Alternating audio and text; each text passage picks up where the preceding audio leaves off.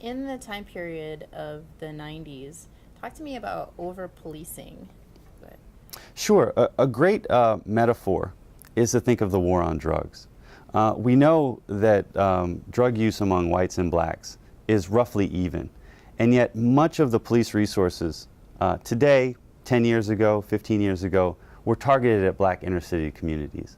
And so as a result of that, many of the U.S. prisons are filled with young black people, right? Specifically black men, but increasingly black women.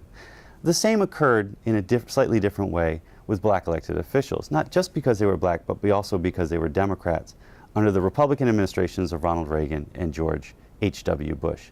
And so the U.S. attorneys focused on areas that they thought harbored corruption, cities, predominantly black districts, minority set-aside programs. And they just did investigations everywhere they possibly could in those areas. Mm-hmm. Now, the interesting thing about these figures for me is that when you look at the number of investigations, it can be pretty high. So for instance, there are 32 black people to hold office in Congress between 1980 and 1992. 10 of them are investigated. But only, I think, 3 are indicted. And none of them are convicted. And so investigations in and of themselves can take up a tremendous amount of money, a tremendous amount of time. They can disrupt careers, they can end careers, without ever even getting to an indictment, much less a conviction. They're already a small minority to begin with. You know, it may only been 3, but that's a lot of people considering the smaller number of people that they're targeting.